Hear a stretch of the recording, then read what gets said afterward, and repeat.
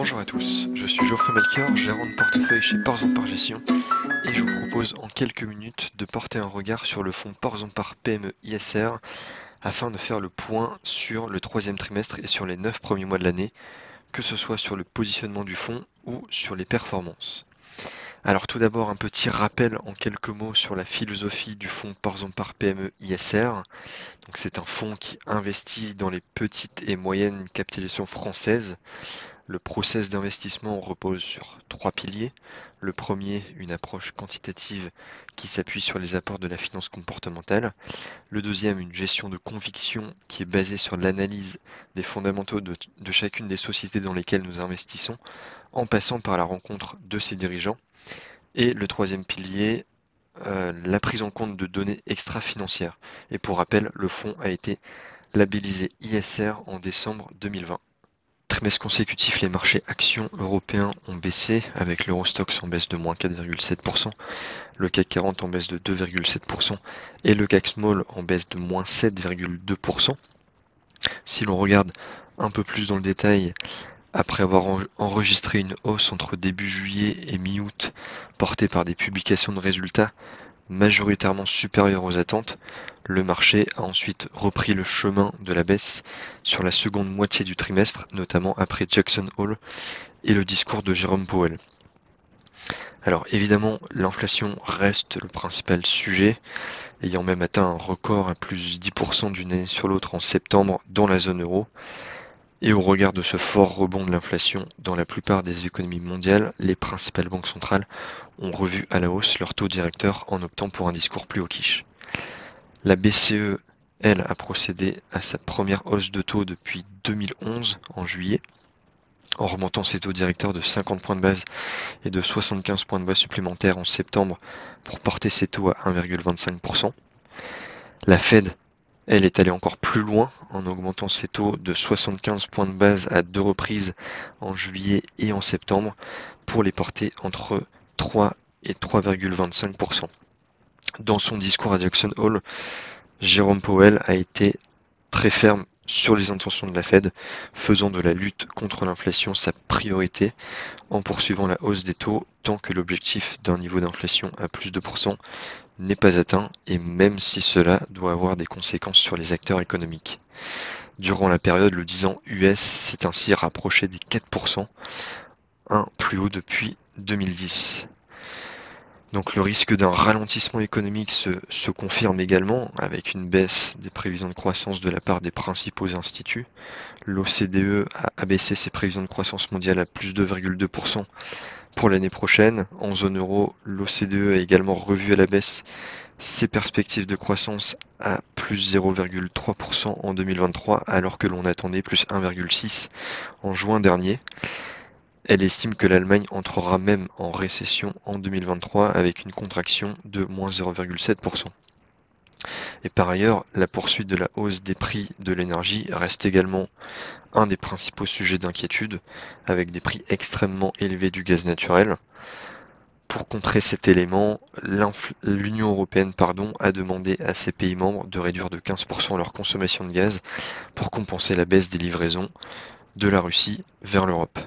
Plusieurs gouvernements ont également mis en place des plans d'aide pour les ménages et les entreprises.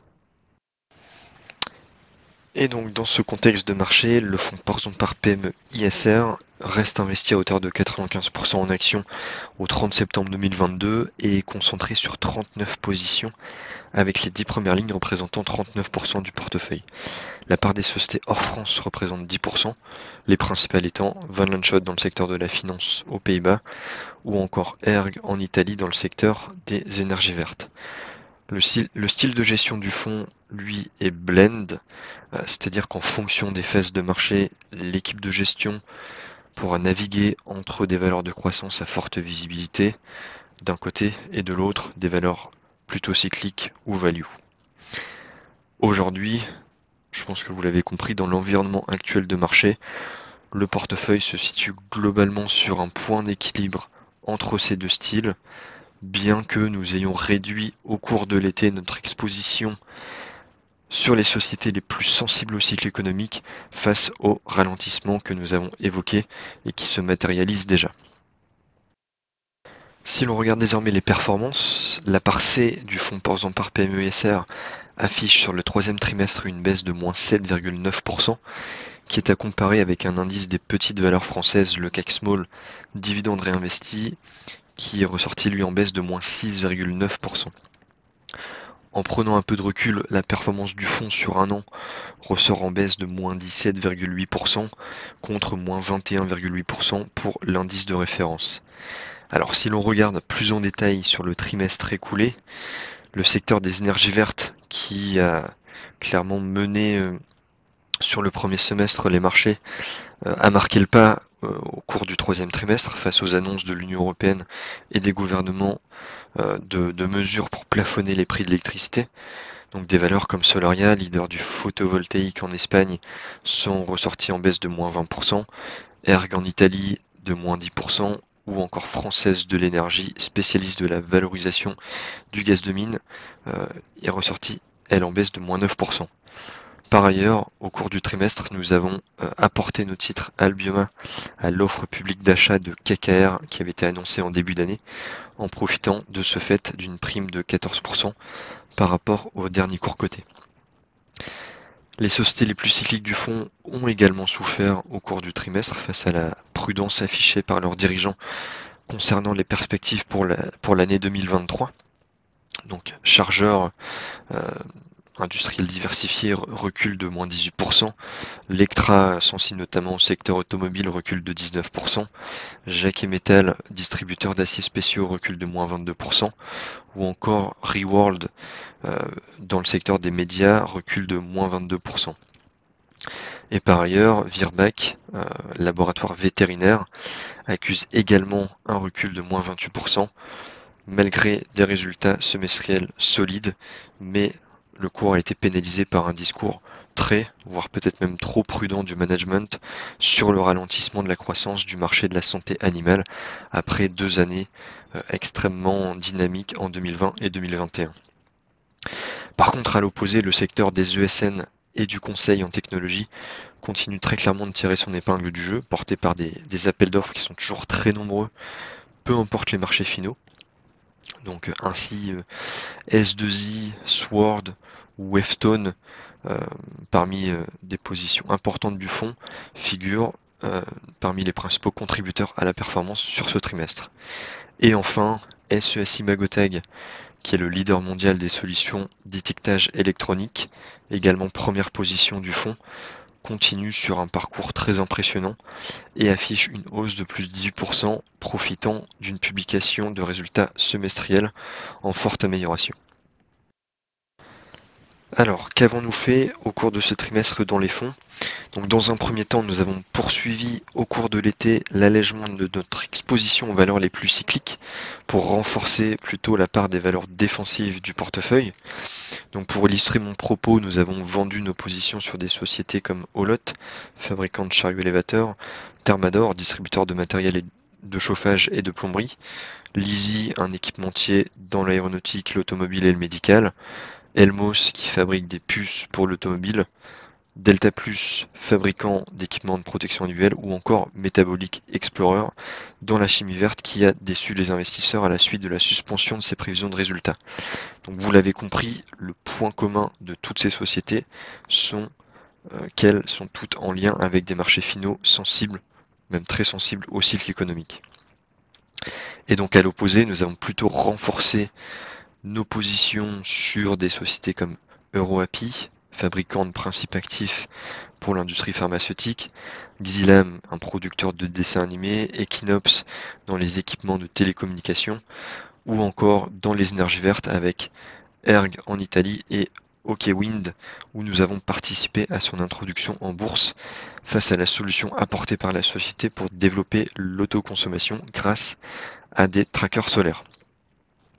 Et donc dans un second temps, face à la baisse violente qui était observée sur le segment des petites et moyennes valeurs au cours du mois de septembre, pourtant sans dégradation supplémentaire des fondamentaux de ces sociétés, nous avons commencé sur la fin du trimestre vraiment à nous intéresser à nouveau à des sociétés pourtant cycliques, mais dont la qualité du management leur permet de passer à travers les crises sans encombre et qui affichent, suite à cette baisse, des niveaux de valorisation inférieurs à leur actif net comptable et parfois même très proches finalement de leur niveau de valorisation observé au pire de la crise en 2008. Donc pour illustrer cela, nous avons du coup commencé à saisir des opportunités en reconstituant par exemple une position sur Manitou, qui est un fabricant d'engins de manutention pour l'agriculture ou la construction, donc par définition société cyclique. Alors ce qu'il faut retenir, c'est que suite aux dernières publications de résultats semestriels, globalement le discours des dirigeants de PME cotées reste majoritairement très optimiste pour 2022, ayant publié pour la plupart des résultats supérieurs aux attentes, à l'exception évidemment de quelques secteurs d'activité, même si par contre pour 2023, aucun dirigeant ou très peu ne se prononce à l'heure actuelle sur les perspectives attendues face aux nombreuses incertitudes et risques qui sont très importants. Donc vous l'avez compris, bien que les marchés actions restent très volatiles et qu'une nouvelle jambe de baisse ne peut être exclue à court terme, la forte baisse du segment des petites et moyennes valeurs fait d'ores et déjà ressortir pour certaines sociétés des valorisations qui sont proches, voire inférieures aux précédentes crises de 2008, 2011 ou 2020. Et donc pour cette raison, nous avons commencé à nouveau à saisir des opportunités sur certains dossiers comme Manitou, malgré des incertitudes qui restent persistantes. Et plus globalement, même si la visibilité reste réduite à court terme sur les marchés actions, nous pensons que la classe d'actifs des small caps retrouve beaucoup d'attrait à moyen terme, tenant compte de la valorisation actuelle de ce segment et surtout de la capacité de ces entreprises à s'adapter à l'environnement actuel pour rebondir plus fortement par la suite. Je vous remercie de votre écoute et vous donne rendez-vous en début d'année prochaine pour réaliser le bilan de l'année. En attendant, l'équipe commerciale et la gestion se tiennent évidemment à votre disposition pour répondre à toutes vos questions. Ce podcast réalisé par Ports en Part Gestion est à destination d'une clientèle professionnelle. Il a été enregistré uniquement à titre d'information et ne constitue donc pas une incitation à investir ni un document contractuel.